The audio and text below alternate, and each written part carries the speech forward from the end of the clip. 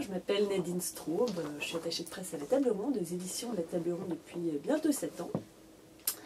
J'ai fait des études de lettres, donc c'est mon tout premier emploi ici après mes études.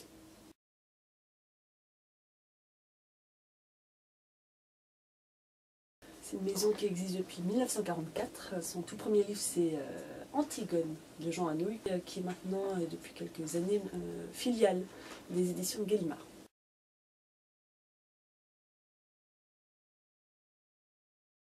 Elles sont nombreuses. La mission principale, c'est de faire parler de nos livres, de faire connaître dans les médias, dans les différents supports, que ce soit télé, radio, journaux, évidemment.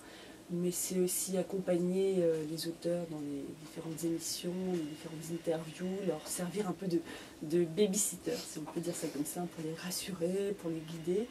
Ça peut être les accompagner aussi dans des salons de livres, parce qu'il faut organiser ça aussi, les déplacements. C'est aussi une façon de faire connaître la maison, d'aller par exemple à la foire de Brive-la-Gaillarde, qui était le week-end dernier, dont on parle beaucoup. Ça peut être aussi simplement organiser un agenda d'un auteur qui vient à Paris. Ça peut être simplement remplir des formulaires d'inscription, ça peut être envoyer des communiqués divers et variés, donc il y a vraiment pas mal de tâches différentes, et puis surtout rencontrer beaucoup de monde pour faire parler de notre maison lors de déjeuners, lors de cocktails, lors d'événements différents. Voilà.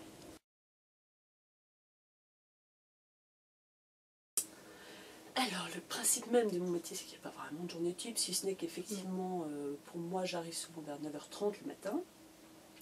Je passe un certain temps à dépioter ma boîte email, à simplement prendre connaissance des mails qu'on reçoit, parce que aujourd'hui, il y a beaucoup de choses qui se passent par mail plutôt que par téléphone. Donc, le téléphone sonne beaucoup moins qu'il y a 15 ans, je pense. Donc je prends connaissance des mails, j'y réponds, ce qui prend déjà un certain temps.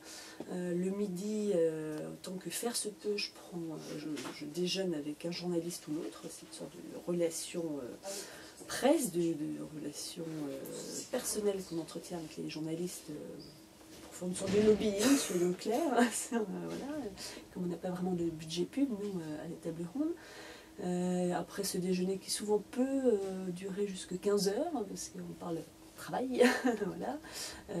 L'après-midi est souvent plus dévolu ou parfois j'inverse d'ailleurs, le matin ou l'après-midi je peux faire plus de relance, c'est-à-dire rappeler les journalistes ou leur envoyer des mails pour leur demander s'ils ont bien reçu tel ou tel ouvrage que j'ai pu leur envoyer pour une raison ou une autre, leur demander s'ils ont pu le lire, et tout cela étant, il est bientôt 19h à l'heure de rentrée. Alors ça, c'est une journée où il ne se passerait pas grand-chose. Après, il est très courant que j'ai à accompagner un auteur ou l'autre à la radio, à la télé ou n'importe quoi. Il peut y avoir une journée où il faudra que je parte pour un salon du livre, mais je ne le fais pas non plus toutes les semaines. Mais la journée type, c'est vraiment 9h, 19h, les relances, les mails, les coups de fil, et puis les rencontres diverses qu'on peut faire. Clairement les rencontres.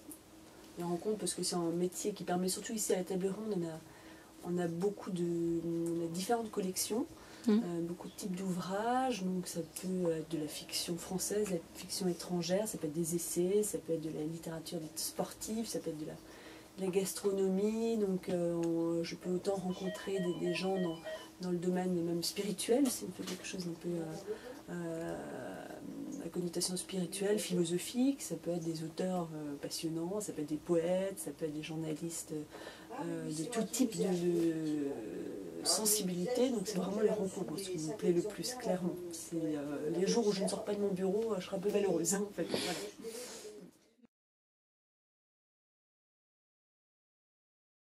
Alors à quelqu'un qui serait soit justement agoraphobe ou pas du tout désireux de rencontrer l'autre, ou à quelqu'un de très égocentrique, parce qu'il faut avoir une certaine capacité à l'empathie, je veux dire que ce soit avec les auteurs avec qui on travaille ou avec les journalistes qu'on rencontre. Il ne faut pas être quelqu'un trop égocentrique qui ne saura pas se mettre au service, entre guillemets, de l'auteur qu'il a envie de faire connaître. En fait. Faut vraiment se mettre un petit peu en position, j'ai envie de dire, on a envie de servir quelqu'un. En fait. On a envie de servir, il y a un texte qui me plaît beaucoup. Ce qui compte, c'est qu'on parle de la personne qui a écrit et pas de soi. Donc il faut vraiment avoir une certaine capacité à l'empathie, je pense. Il ne faut pas être ni renfermé, ni timide, ni trop égocentrique. Clairement, je pense qu'il faut être très organisé, ce qui nécessite voilà, de pouvoir s'organiser dans sa tête. Après, vous voyez, moi je ne suis pas très ordonnée, mais être organisé, être attentif simplement à l'autre, que ce soit la personne qu'on rencontre, que ce soit l'auteur, curieux surtout. En fait, je pense qu'une attachée de presse qui ne serait pas curieuse, j'ai une attachée de presse qui possède beaucoup d'attachés de presse femmes, mais donc un attaché de presse ou une attachée de presse qui ne serait pas curieux manquerait un petit peu certaines choses, parce qu'il faut aller gratter, il faut aller avoir envie de lire, il faut avoir envie de rencontrer la personne, il faut avoir envie de chercher des pistes, parce que faire parler d'un livre, c'est pas seulement avoir un article dans un journal, c'est aussi voilà, essayer de trouver d'autres issues. Donc voilà, je pense que c'est vraiment ça, c'est la curiosité avant tout.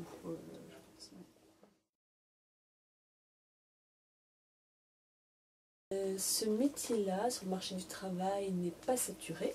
Je pense qu'il y a des postes, mais c'est très opaque. Donc si on n'est pas dans le réseau, c'est des métiers qui échappent un petit peu. C'est pas en allant voir Pôle emploi qu'on va obtenir les postes en question. Tout se passe soit par cooptation, soit par bouche à oreille. Et souvent, quand un poste d'attaché de presse apparaît sur le site de la Sforette, par exemple, puisque c'est là souvent que les postes de ces métiers-là apparaissent, il est déjà peut-être un peu trop tard, parce que, vous voyez, enfin, chez nous, moi j'ai été, je suis devenue attachée de presse après mon stage ici. Mais je ne pense pas qu'entre mon stage et ma prise de poste, il y a eu une annonce quelque part. J'étais au bon endroit au bon moment, et ça se passe un peu souvent comme ça, donc je pense que c'est un peu opaque. Donc il faut être vraiment passer du temps ou dans les maisons, ou dans les réseaux, dans les signatures en librairie, des choses comme ça, et d'entendre parler, mais il y a des postes, c'est sûr, mais ça circule souvent un peu en basse clos.